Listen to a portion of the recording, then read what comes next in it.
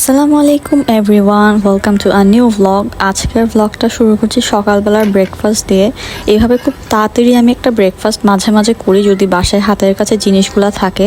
একটা ডিম ফেটে তার উপর হচ্ছে পরোটা দিয়ে দিই, পরোটাটা ভেজে উপরে হচ্ছে এরকম শসা, টমেটো, পেঁয়াজ বা হাতের কাছে যাই থাকে সেটাই আমি দিয়ে দিই। দেন হচ্ছে এখানে টমেটো সস দিয়েছি, সুইট চিলি সস ছিল ওইটা দিয়েছি, আর বাসায় ছিল আর একটা আমাদের ডোমিনোস পিৎজার সাথে একটা হোয়াইট সস টাইপের এসেছে, ওইটাও দিয়েছি। এইভাবেই হচ্ছে মাঝে মাঝে খেয়ে নিই আমরা। দেন ঈদের সময় যখন আম্মুরা সবাই আসছিল অনেক মিষ্টি টিষ্টি ছিল, এগুলোও কিছু খেলাম। আর ওই দিন সন্ধ্যায় হচ্ছে আমাদের বাসায় হচ্ছে আম্মুদের সবার দাওয়াত ছিল, তো যাওয়ার সময় আম্মুজি বললো মিষ্টি নিবে, তো ওই জন্যই মিষ্টি নেওয়ার জন্য একটা দোকানে আসছিলাম। গিয়ে ফার্স্টে হচ্ছে আম্মুজি আমার দাদুর বাসায় বসলো, এটা দাদুর বাসার ড্রয়িং রুম, অনেক বড়।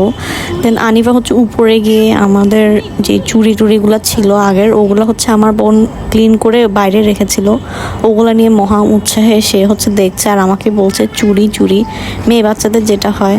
এরপর আমার বোনকে আমার মেয়ে বলছিল হচ্ছে ইয়েলো কালার ড্রেস পরতে, ম্যাচিং যেন হয়।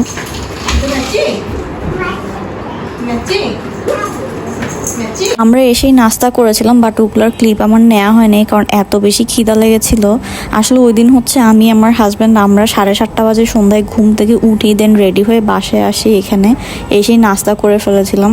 দেন এগুলো হচ্ছে ডিনারের আইটেম ছিল, আমি সবগুলো একটু ক্লিপ নিচ্ছিলাম। আনিবার সারা ঘর যেহেতু দৌড়ায় ওর পিছে থাকতে হয়, বাট এই আইটেমটা আমার সবচেয়ে বেশি ভালো লেগেছে। আম্মু হচ্ছে চিকেন বল দিয়ে সবজি করেছিল। এখন সবাই ডিনার করতে বসেছে, আনিবার তো খাওয়া দাওয়ার কখনোই কোনো আগ্রহ নাই। তো আমি হচ্ছে টানা পোলাও খেতে আম্মুকে বলেছিলাম আমার পোলাও খেতে আর ইচ্ছা করছে না, একটু ফ্রাইড রাইস চিকেন ফ্রাই করতে, তো আম্মু এটা করেছিল। খাওয়া দাওয়া করে এরপর আমরা হচ্ছে সবাই বাসায় চলে যাচ্ছি। রাত তখন মনে হয় 11-12টার মতো বাজে, এত রাত হয়ে গেছে সময় আর খেয়ালই করি নাই। এই তো আনিবা ঘুম চোখে হচ্ছে বাসায় চলে যাচ্ছে। বাসায় আসার পর আনিবাকে ঘুম পাড়িয়ে আমি হচ্ছে একটু রুয়াবজা খাচ্ছিলাম। বুড়া রোজা চলে গেছে, রুয়াবজা আসলে খাওয়াই হয়নি, একটা রুয়াবজা কিনা হয়েছিল।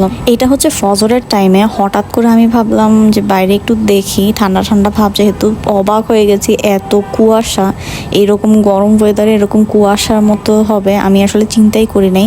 পরদিন হচ্ছে আমরা বের হচ্ছিলাম, আমি আনিবা আমার হাজব্যান্ড, আসলে ওষুধ কেনা দরকার ছিল, আব্বুজি সহ আমরা বের হয়েছি। আনিবা হচ্ছে ওষুধের দোকানে গেলে ওদের আরেকটা সেকশন আছে, ওখান থেকে এরকম একটা ওরিও বিস্কিট নিবে। ওর হচ্ছে ওরিও চকলেট ক্রিমালা যেটা, সেটাই খাবে, অন্যগুলা খায় না। ওখান থেকে আমরা আবার উৎসবে গেলাম আনিবার জন্য কালার কিনতে, এবং ওখানে ফেভার ক্যাস্টেলের খুব সুন্দর একটা কালার দেখলাম। এই জিনিসগুলো আমার সবসময় খুবই ভালো লাগে, কি সুন্দর দেখে মনে হচ্ছে বিস্কিট, বাট এগুলো হচ্ছে সব ইরেজারগুলো হচ্ছে আসলে কোনো কাজের না, জাস্ট শো পিস হিসেবে রাখা যায় আর কি, সুন্দর লাগে দেখতে। ছোটোবেলায় হচ্ছে কিনে জমাতাম। আর ঈদ উপলক্ষে উৎসব সুপার মার্কেটটা খুব সুন্দর করে ডেকোরেট করেছিল ওরা। এরপর আমি এখানে আসলাম আর কি আছে দেখার জন্য, স্টিকি নোট আছে, আর এই জিনিসগুলো খুব ভালো, হাত ধোয়ার ছোট সোপ, এগুলোও খুব কাজের।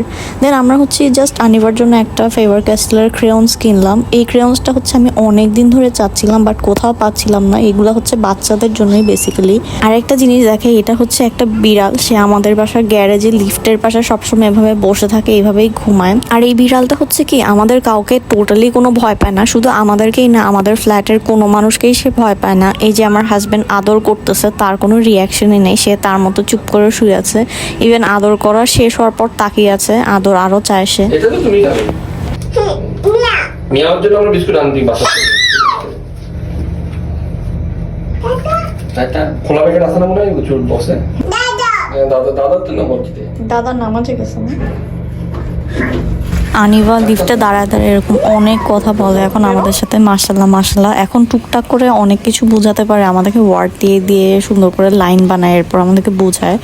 বাসায় এসেই তার ফার্স্ট কাজ হচ্ছে যে ক্রেয়ন্সগুলো কিনেছে ওগুলো খুলে তার ড্রয়িং বুকে হচ্ছে কালার করা, সে এইটা আঁকে ওইটা আঁকে। আসলে ওকে নতুন একটা কিছু কিনে দিলে ওর যে এক্সাইটমেন্টটা থাকে ওইটা দেখে আমার অন্যরকম শান্তি লাগে। তো ওইটাই মনে হয় যা আছে তা তো সব আনিবার জন্যই, সব বাবা মাই হয়তো এরকম, আমরাও সেম, আমাদের মধ্যেও ডিফারেন্ট কিছু না। সো ব্লগটা আমি এখানেই শেষ করে দিচ্ছি। এতক্ষণ পাশে থাকার জন্য থ্যাংক ইউ সো মাচ। আমাকে কমেন্টে অবশ্যই জানাবেন আমার ভিডিও আপনাদের কেমন লেগেছে, সবসময় পাশেই থাকবেন।